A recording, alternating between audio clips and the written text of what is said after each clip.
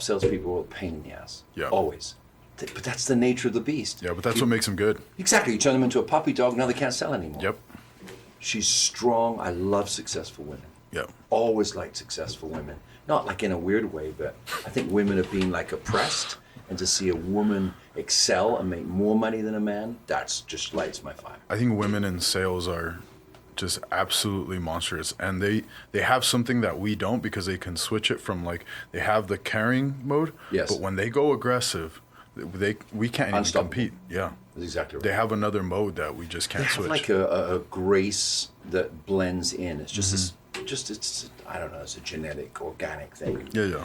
The bottom line is, I mean, you go back to like the 19th century. I don't know if you ever heard of the suffragettes. No, I've never heard of that. So women were super oppressed. In the 19th century in England, the dream for a woman of society was that she would get married. That was the woman's dream. That a captain, a general, a lord, somebody with position in society, that's what it was called back then, okay, would see them and marry them. That was their goal in life. And if a woman wrote a book, she had to write it under a man's name, had to be published under a man's name, or nobody would buy it.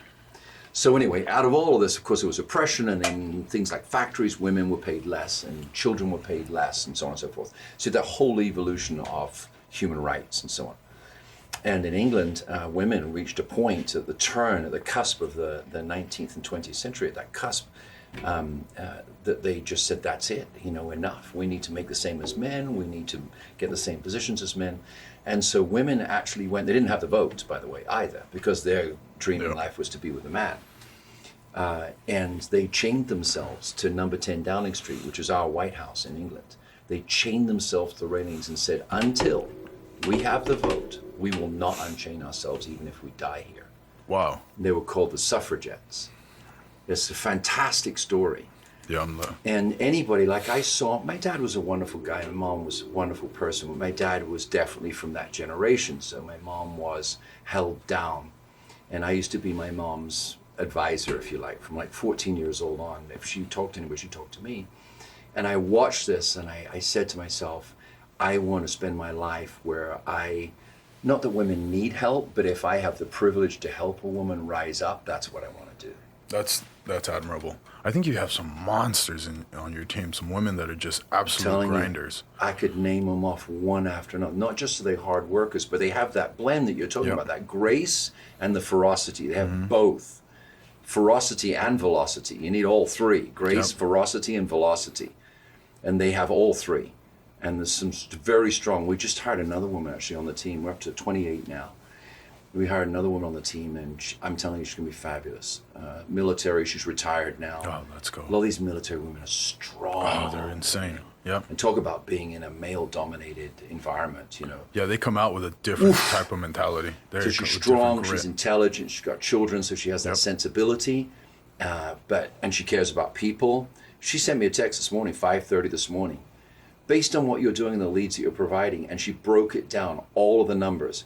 If I make 100 calls a day, 5 times a week, and 4 weeks a month, and out of that, 3% of those convert into interested people, and out of that, 10% of those convert into this. She broke it all down. She said, at the end of the day, I should be able to make about $186,000 next year on your team, provided that I do the above. Is this accurate? 5:30 in the morning, I got that. Oh, I love that. That was keeping her up at night. Poof. That's a good way to wake up. So show me somebody who wants to go to the moon. I'll be working on the deck, filling up that rocket ship. And of course, part of the thing with us, the challenge so many realtors have had is they go to these seminars, they get inspired, they walk on coals, they go to a retreat in Las Vegas and hear these fantastic things. At the end of the day, they go home, they've got their cell phone, they've got maybe 100 names, 150 names, or they've got their Bible study, or they've got whatever. And today, to excel, you have to have thousands of leads, hundreds and hundreds and hundreds per person. Digital media and buying leads is a great equalizer.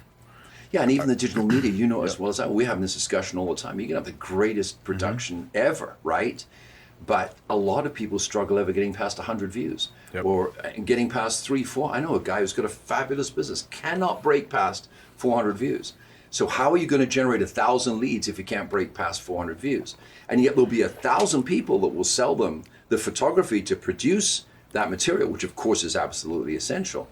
But to find the talent that can then accelerate that to 10,000 views on a regular basis, and that's what you're achieving, that's exceptional. But the bottom line of what I was saying was, agents struggle because they hear these wonderful things and go, yeah, that's great.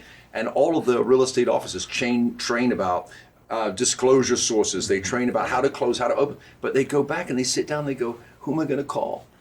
So then you got a cold call, used to be out of the phone book, because you don't even know what a phone book is, off some registry of numbers, right? And that's really hard. Yeah. So the bottom line is the future for brokers and the future for teams is providing a massive infrastructure of leads. It's providing the database. It was funny you mentioned you woke up to that 5:30 text. You know, I have that intern that I'm grooming for you. Yeah. And we walk out of there and he goes, so you're telling me all I have to do is call and they give me all the calls? I go, yeah. And he goes, this is so easy. And I go, no. I go, the thing is we grew up different. So for you, you're just seeing it as, you mean all I have to do is follow orders, and the orders are simply making phone calls, and I can make X amount? I'm like, yeah, there's metrics for all of it that we can figure out. I don't know the metrics that you have behind the scenes for how many calls it takes to close on your, based on your lead gen. But the glistening in his eyes to say like, wow, it's so easy to make six figures. And I go, dude, it's a walk in the park. You can make six figures with your eyes closed in this industry. I think it's something impressive of what you're building. The time it takes, though, I think what the seminars fail to hit is how hard it is to fill the top of the funnel. I've been obsessed for about the last 2 to 3 months on how to get that filled up and how to, you just saw me send an intro video right to a lending tree lead that just came in right now. And trying to find the different avenues. I've spent 20 to 30, 40, 50,000 trying to find the right source that's going to be able to provide us leads, not just numbers that I can get out of a phone book, but the quality leads. So I'm going to help you with something there. Doesn't exist. We don't know that yet. I don't think it exists. You said the source. I'm going to nitpick your words for a second. Oh yeah, I know you're right. You did. I did. I met with the head of production for all of APM. Yeah. Right, and I'll tell you where this stemmed from. I was in a huge pay-to-play model. We were spending $30,000 on Zillow. Yeah. Right, $30,000 on Zillow. I had another one, $10,000 a month, and I'm the go-to lender for these big teams. They come to me. They say, "Hey, we're gonna need another extra $40,000 this month." For what? We're gonna need an extra 40. Well, that's not going to happen, dude. You're not providing that at that level. Then it's, hey, we're going to have this lens that's going to cost you $3,000. And on. And so then you've become an ATM machine. And I just said, what am I doing? I'm funding their lives. They're driving Maseratis. Yes, exactly. And, totally get it. So we always talk about, just like this table here, we always talk about a table with 4 legs. Now, I know you can have a tulip table from the mid-century modern era that has 1 leg, but basically most tables have 4 legs, right? So the whole idea is if you have 1 leg, like we're very strong with Zillow, but you have 1 leg, Zillow decides to change their operational system or their disbursement, you're done, right? Overnight, you're done. And that actually happened with some of their commercial lead programs recently. It happened in Raleigh, North Carolina. It happened in Denver. They just overnight announced we're not selling you leads anymore. So you got to have the table with multiple legs. Of course, Zillow is 1 leg in our industry. OpCity is a big one, which is Realtor.com. We now have 11 legs. Wow. We have 11 legs. So we're constantly grooming, we're constantly nurturing those legs. And what I'm finding now is that agents coming on the team, they're picking and choosing. Somehow they vibe more with one lead flow than another. I am wasting 100 leads a week right now. Did you hear that? And I was about to ask you, there's got to be diminishing returns on what you're doing. Because you have 28 agents and 11 lead sources. Yeah, so diminishing returns, I don't quite see it that way. To me, it's like this upfront investment where you have to create this sense for the agents. Wow, there's another lead. There's another lead. They get up in the morning, the last thing they think about is, where's my next lead going to come from? That gets them out of bed, that gets them going. So part of my budget is wastage. Isn't that weird? Yeah. Part of the budget is wastage. It's like pouring a lot of water over a field with tomato plants in it. You know that some of that water is going to run off, but the water that stays is going to produce you revenue, right? So I create this wave sense. That's what I call it. Is this wave sense? There's this wave of leads. Now, on the back end, of course, I'm like, okay, I've got this runoff. What are we going to do with this runoff? Can we set up a substrata that can handle all of that runoff? And so that's what I'm in the process of doing now. And that's what you and I are talking about. Wayne is heading that up, and other interns that come along with him. By the way, we just had our first intern for 3 months. Fabulous impact in the business. His last day is tomorrow. We have a procedures manual we're developing because our plan is to open now in Phoenix. And our plan is to open, so there's several areas that we're planning. We have to go with a working manual, just like a franchise, and go, okay, here's the book, read it, do it, let's go, right? And have a regional manager that handles it. So he's helped us complete, 35% of that in the last 3 months. Wow. That was just languishing. So that's fantastic. We have another intern starting in 10 days. Her orientation is customer service. So she's going to come into Wayne's team and handle all of our customer service outbounds. So what you're doing, we're ready. Whoever you can bring as part of that team, we can handle together. This idea of interns is fabulous. And this kid is leaving. His name's Caesar. And he's excited. What do you want to do next? Anyway, he's excited. Well, now, is he leaving as a real estate agent, or is he just... So he came as the last 3 months of his business degree. Okay. And so we have a relationship with the university, and the university sent him to us. Got it. So I had to fill out a report every week, and he excelled, and now he's going to graduate in 2 weeks. Wow. How do you keep him, right? So he's not this, at this point, we don't need to keep him. He filled a slot for handling a project. Got it. Rather than ongoing. And in this particular instance, he's not the sort of person that we need right now. But I tell you, a customer service person comes in, because I'm really focused always on outbound, reaching out and growing. And they're strong, I won't let them go. Yeah, that's where the power of getting all the interns that are getting licensed comes in. Because then they just become your phone jockeys. Yeah. So you and I talked about that, and we didn't execute on that, and that's on me. So let's up that in the projects and get that going. Yeah, because that's a huge opportunity because that's free labor, but it's also training. So Mike, a perfect example, after the conversation yesterday, said, okay, now it's time, now you've sat in, now it's time for you to go to Andrew, get a one-on-one with him and say, okay, I'm ready to start calling. And now you have to get paired with an agent who you're going to be setting appointments Exactly for. Right. And then I'm more than happy to turn around, pay for their school. They go, they get their license. Yeah, and I paid for it already. You did? Okay. Yeah, so he's halfway through it. He's ready to go. Yeah, fantastic. Fantastic. So now we just got to duplicate that effort, right? Because now we can show proof of concept with one guy. And then all those guys know, right? But you can prime all your agents or prep all your agents to say, hey, guys, I want all of you guys to bring an intern. You can turn this into a freaking YouTube series if you wanted to, right? Who's going to be the last agent standing? Yeah, love it. And you hire 10 interns and you have them compete. Yeah, love it. These great ideas. Right, so this is all things that we can go through. I wanted to shift focus a little bit. There's something that I'm struggling with as I go to the top of the funnel, and that's trying to find the time to integrate not only the time to create the leads, manage the CRMs, manage the loan officers, still do sales, still be there for all the staff. How do you manage to get through the day with everything that you're accomplishing? So this is an ongoing conversation that we have. And this is the difference between having a successful branch owner business and having a successful branch franchise. One is you're taking a loan officer, skilled loan officer, to a business structure of a skilled loan officer. And the second is you're taking a loan officer into a mortgage company owner. So that requires different skill sets, and it also requires different people. So the same with us. So I've really, as long as I remember, being a top salesman. I don't mean that arrogantly, it's just true, right? Yeah. So you become a successful salesman, and then you have people flowing around you to help with that process. Who opens the escrow, who puts up the signs, who does this, who does that, right? But you're still hiring help for your job. You're not creating a structure and a manual for a business. Secondly, what happens if you take Andrew in this instance out of the picture? What if you take Tony out of the picture? Does production get affected? And how much? 5%? 10%? 80%. 50%? You see?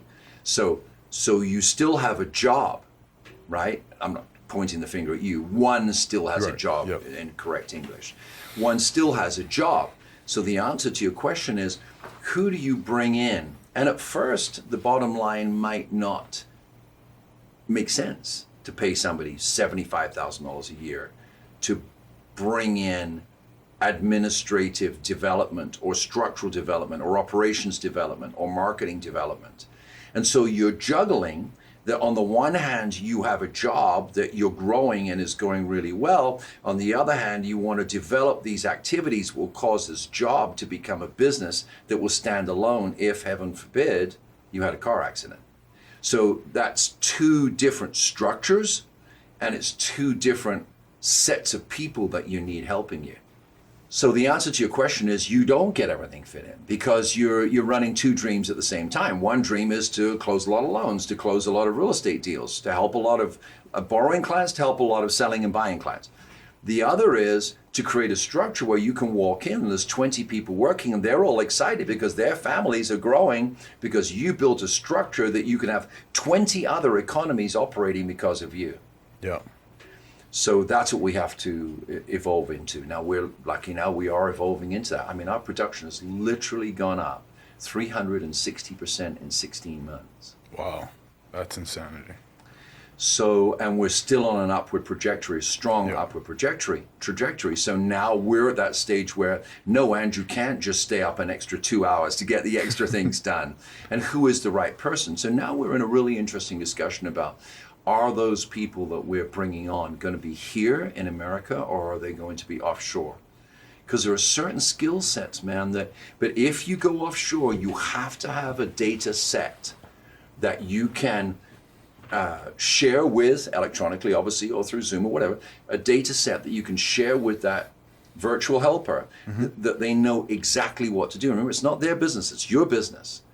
So this is what I do, this is when I do it, this is why I do it. Here's your schedule, and on these days, I want you to do these things, and you use these words, and you use this format, and this is our image, and this is our marketing imprint, and it's all laid out in a data set. You share that data set with the virtual operator, or the virtual assistant, or whatever, the virtual marketing manager, the virtual hiring manager, and they've got a data set, and they know exactly what is required. And unfortunately, a lot of people on my side of the business go, oh my gosh, I've got so much going on. I just want to hire a virtual assistant in the Philippines, but there's no data set. Right. And so basically, most agents operate on what I call a Band-Aid business mentality. And a Band-Aid business mentality is, shoot, I forgot that lockbox. Shoot, I forgot that sign, right? Shoot, that customer's upset, their home hasn't sold. Better do something about that today. And 3 or 4 other things drop away, and it's called the Band-Aid business. What you and I are talking about is creating a business structure where you have, I do these things in sequence every day and every week, understanding that part of the sequence is unpredictable items that get slotted in here. Who does the predictable things? Who does the unpredictable things? And can I take the predictable things, put them in a data set, and then ship that offshore that somebody can do that on a regular basis? Wow, that's incredible. The virtual assistants is such a huge advantage that we have now. Yes. They're so inexpensive. The guy creating my website, I can never get that here in the States for what they're developing. And so we want to develop businesses. And again, it comes back to that reality. You have a bottom line. You don't want to price all that into your loans because you want to give customers a good deal. Yep. So you're driven to find, an affordable budget. And unfortunately, that affordable budget's offshore. And you know what? I have no guilt about that. If I'm helping somebody in a culture that wants to come up and be as strong not culturally, but as strong economically as a similar family here, if I can be a part of that, that's great. I love to throw bonuses at them. I love to throw extras at them. And I was just sharing with your video production manager here that I have a guy who's been working for me 7 years. And, we just have a great relationship. And he's made a lot of money with us. And, so I'm very much in favor of it. Oh, I love that. With everything that you just acknowledged, right? One of the things that you've done is you've continued to invest in the business right now, right? I admire that because there's not a lot of us. I was talking to my CEO and I was asking him, I go, something just scared me the other day. I was talking to a loan officer who produces $200 million a year. And he goes, I've never seen this. He goes, companies are trying to survive. They're not looking at something to make money right now. They're saying we're gonna be able to hold longer than everybody else. We have enough capital to withstand the next 2 years. Yes. So rather than make money, we're gonna survive. Mm-hmm. And I was like, God, that doesn't sound right. And so then I go, well, what are you doing? And he was like, well, we'll probably take a very similar approach. We're gonna survive. We're probably gonna just ratchet down expenses. He goes, we're gonna try to make sure that everybody has a job and we're not having to fire people. But at the end of the day, we just want to stay consistent so that we can get through the next 2 years. He goes, we built a lot of capital, and here I am, and I go, Kurt, am I a fucking idiot? Like, I'm trying to grow. Like, I'm investing. I'm saying, fuck it, let's double down right now when everybody's retracting. And so, like, because you hear this term, the market shift, right? And it probably just innates fear in people. But you are in the same mindset as I am. To say, no, this is the time to go. So watch, you've got two different business categories there. So you take somebody who's the CEO of your entire nationwide organization. So you got to think, he gets up in the morning, or she, I'm not sure. They get up in the morning and they've got all of these families who depend on them, right? I mean, thousands and thousands and thousands of people, hundreds of college tuitions and thousands of car payments, all of that, right?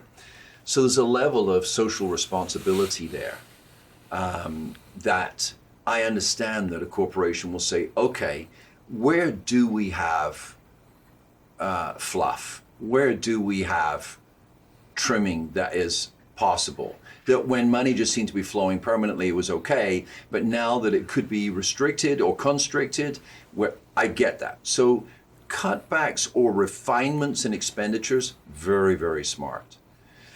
But at the same time, some of the greatest businesses in the world have grown out of the hardest times economically.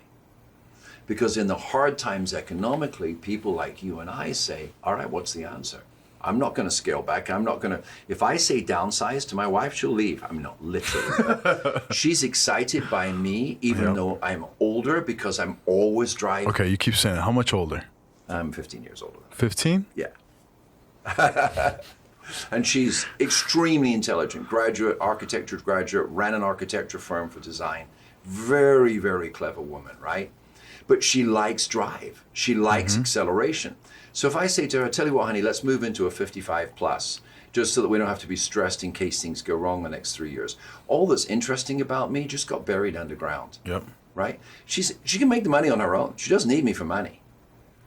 But she likes the drive. Anyway, let's come back to the subject. The subject point is, you've got this massive corporation. Yes, they've got all these families they're responsible for. Now, at the same time, there's drivers like you and I that are in stages of evolution of our business within their business. Remember that? You're a little young, but there was this concept years ago called store in store. And so you found, like Starbucks is a great example. Starbucks opened in all the food stores. So they had a store in store. For them, they didn't have to buy, they didn't have to build, they had less lease. It was just a lot less complicated, store in store.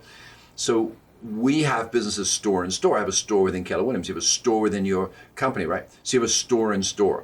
So the larger company has to look at survival issues and trimming issues. We're looking at it saying, how do I make my store as big as their store? How do I grow within their store so that I'm busting at the seams and they're, right? Right. How do I make that happen? So we are what those companies need. They need, I was going to say younger people, but in my case, not the case, but people with the mentality of drive that even though they're being responsible for a large group of people, we can grow up within that. So don't feel bad. It's not either or, it's concurrent. We're working concurrent. You've got two concurrent business models with two different approaches, right? Yeah, I love that. So you're a store in store, and you're just going to go like this until you fill that store. But the trick is, where we're at now is, okay, we've grown to this place, that's great. We need to get out of where we are right now. We need to get out of, not leave it, but we now need to take this and start reproducing that somewhere else, and take this and start reproducing that somewhere else. Yep. Then when we've done that, We can say, okay, we've reproduced in 3 places. How do we reproduce in 5 all at once? Now you're duplicating and now you're scaling. Exactly. Yep. So we're right there now, that it's time now to go bloop, bloop, like this. And a year from now then to add 5 onto that. And then off we go. Then we're off to the races. Oh, I love that. So what would you say is your number one advice to some of the listing agents out there, or to some of the sellers, right? Because that's what's going to drive you into being able to go bloop, bloop, into the next location. Is what do you tell the seller right now when they're saying, wow, the market's shifted? I love the way you adjusted that question from listing agents to sellers, because it's about the sellers. Yeah. At the end of the day, it's not about the listing agents. It's about the sellers. And if the listing agents listen to and are empathetic with their sellers, then they're going to sell property. Hey, can I stop you? Yeah, of course you Can you go back one sentence and just say, listen to again? Listen to. Because salespeople, that's the number one trick in sales. That's right. Fucking listen. Yeah. And this whole thing of empathy, Xerox was speaking years ago. We can do something on that some other time. But this whole thing of listening to sellers. So what's the number one piece of advice to sellers? You have to take this the right way the minute I say it. Uh-oh. The number one issue for sellers, if they need to sell, is pricing. Now, when a seller hears that, they go, oh, there's another real estate broker trying to get me to lower the price so they can make a quick commission. It's not what I'm saying at all. It's the understanding of the dollar over time graph. And I wish actually I'd come more prepared and had a graphic representation of that. Yeah. So the dollar over time graph is really simple. When you see it, it just makes a lot of sense.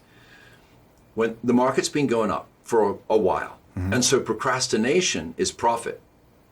Do you hear that? Procrastination is profit. Elaborate. I want to sell my house. Because I would have counted. Let's put it on the market this weekend. Well, I want to do the grass. I want to paint the bathroom. I need to get a cleaner in. And it's like, well, you've been living here 10 years. You haven't cleaned it, right? I see it. Procrastination in an up market. Because you are Waiting. money over time, the extension of time is an extension of money. So procrastination is profitable. Yes. Because you can put off the grass because I'm probably going to get more for it in a month anyway. Most human 100%. beings like to procrastinate. I love it. So the last 4 years have been perfect for human nature because human nature procrastinates.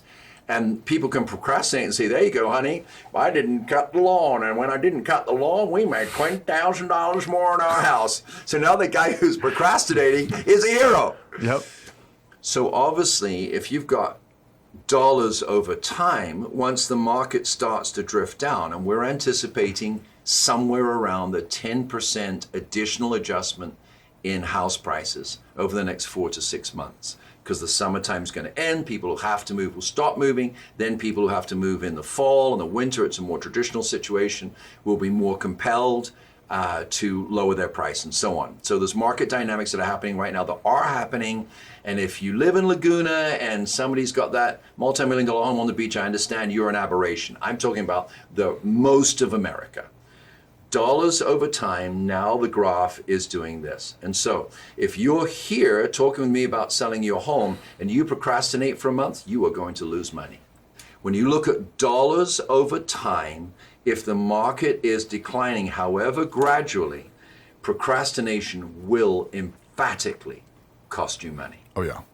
So what happens, and this is the third time I've lived this cycle, Tony, so this is not like a theory. I've actually lived through this and provided for families over 31 years. This is my third cycle, and it's exactly the same, not exactly the same, but the economic impact is the same every time. That once the market starts to change, if you procrastinate, it will cost you money. So when you price, you need to think. Let's give you one example. Let's say you're looking at the comparable sales and there's 600, 615, 620, something like that. Slightly nicer, slightly less nice, whatever. And you're thinking about listing your home at 600,000, 605,000, okay? There's 2 or 3 others on the market right now. The 615 is on the market. The 620 is on the market. The 615 has been on 20 days. The 620 has been on 25 days. You're coming on at 612 or 610, almost the same, right? Mm-hmm. And you're expecting it to sell right away because the last 4 months, 5 months, 6 months, 4 years, that's what's happened. You expect it, but these other 2 haven't sold. Now, on these other 2, you listed at 612, the one at 620 goes, My boss in Colorado said that if I don't get out there in the next 60 days, that job is going to go to somebody else. They go from 620 to 595 because they need to sell. Because remember, they bought it at 320. So they've still got 275 profit. They're just being greedy. So they are compelled to put their home at the market, not let it go cheap, not give it away, because it's not being given away because nobody's paying for it. Now they put their house at 595. So the seller calls that realtor and says, this is a month later, and says, well, we're at 610, they're at 595. I'm so angry they sold at 595. All right, I'll price mine at 595. Watch this. Price over time. You're now at 595, but the guy at 610, he's got his military orders. He has to go out to the Carolinas here. Yep. He's out of time. His commanding officer says, you need to get your butt out here, right? Yeah, exactly that, yep. Right? He has to move. I've worked with thousands of these guys through my career. So he says, I'm at 610. The last one was 595. You're listed at 595. It's not selling. I got to put mine at 579. He prices at 579. You get the call. I can't believe that person. You're still sitting at 595. Do you see? The next home to sell is always the one that is the best deal in the neighborhood when it's going down, right? So now, instead of selling at 600, you waited for the 610, you waited for the 595, you lowered it, didn't sell it, put it at the same. You waited for the 575, didn't sell it, put it at the same. So I say to my sellers, this is ABC pricing. A is where you're at today. B is where you're going to be in 30 days. C is where you're going to be in 60 days. Where do you want to sell, at A, B, or C? Because that is price over time. So if they make a conscious decision, I will not price at the lowest for my house in the neighborhood, they will not sell next. This person will. And they're going to be compelled to go under that person to sell. Yep. First time I did this was 1991, before you were born. Hey, can I give you something I just did for one of my agents? I fucking love that too. And I mean, I can just picture the entire graph, right? So I get a call. Client needs to sell their house in Menifee at 700,000. It was listed at right over 700. And I told the agents, I go, it's a tough price point because of your loan limits. Yep. So you can't go over 647 out here, 562. Yep. You're gonna, no, sorry, it was 720. Okay. So I go, you're just above where you can do a lower payment. Now his wife was sick, so his wife is already on the East Coast at the hospital, so he's got to go. So he's like, dude, so we got to sell. So the agents are, because I did the buy side for this house, the agents are like, dude, Tony, what do you think is going to work for us? And I go, check this out. Go, instead of dropping 50 grand. Here we go. Instead of dropping 50 grand. Yeah. Why don't we do this? Why don't you say, hey, if you use my lender, we're going to give you $20,000 towards your closing costs. Now, here's why we're going to do 20. And I got on the call with the seller, and I go, the reason why we're going to do 20 is because I'm going to be able to now buy your rate down to X amount. On top of that, let's give an extra $5,000 to the buyer's agent so that it can incentivize the agents who's representing the buyers to want to go show that house over the other B and C house, even though if we're still in the A position. I get it 100%. So now what we're doing is my seller is going to net out, right? They're going to net out an extra 30 grand rather than doing a 50K drop. Mm-hmm. The buyer doesn't care about the price, and we just learned that, right? Like, I just learned that over this last chaos, and it's the same thing as you walk into a car dealership. I'm in the middle of buying a Mustang right now. Yeah, the ticket's 50K because I'm gonna buy cash. Yeah. But what are most people gonna look at? My payment's $800 a month. That's exactly right. And so they're looking at their house payment. So I said, okay, let's go 20K. Use that to buy the rate down. Now we're gonna be able to save $500 on their monthly payment, and that's all the buyer is gonna look at. And when the buyer's agent goes and wants to show your house, they're going, wow, look at what a good deal. Not only do I make more commission, but you're going to have to pay less money on this exact same house, even though you're paying a higher ticket price. So it's brilliant. So we are at the place where, again, you can ask for closing costs. So the next question is, what's the best advice to give to buyers right now? Because we just talked about sellers, and you just nailed it. Yeah. You just nailed it. So buyers need to understand right now, again, this buyer dynamics. Why are you buying? Because I've got orders, military. Because I've got a job transfer. Because we've had an extra child and we don't have room for the child. Because my kids aren't little kids anymore, they're teenagers, and I don't want a boy and a girl teenagers sharing a bathroom. It's purpose-driven. Exactly. So you got these purpose-driven transactions, which will go on regardless of any economy. Purpose-driven transactions continue. So in that purpose-driven transaction, what is it that we can say to a buyer that most helps them, right? And you don't want to be cheesy and just say, oh, it's a great time to buy, because why lie to people, right? But it can be a great time to buy, because now you're in a position where you have sellers who need to sell, buyers who need to buy, and both parties can have a conversation. You just had that conversation. Mr. Seller, instead of lowering your price, I need my payment lower. And so let's keep it at that price, ask for a concession, use it for a buy down, my payment's lower, seller's happy, neighbors are happy because they got a closed I had comp. a similar conversation with you this weekend. It's huge, Tony, and we're seeing of our agents, multiple agents this last weekend wrote seller concession offers, and multiple of them. I think we had 9 offers accepted in the last 5 days. Wow. 9. Yep. And it's exactly what you're talking about. So we really can help sellers and buyers at the same time. You just help both with integrity. Yep. Remember, a seller doesn't, on back to our graph of ABC, the seller doesn't have to take the lowest. He doesn't have to do that. You just want to look at gradually where it's going, and let's take the most gradual point to protect your equity, but take that point. Don't hold out and be stubborn, because what's past is past and it's not coming back. And we really can represent both buyers and sellers with integrity at the same time. I love that. There's not a lot of people in this industry who are working with that integrity in mind.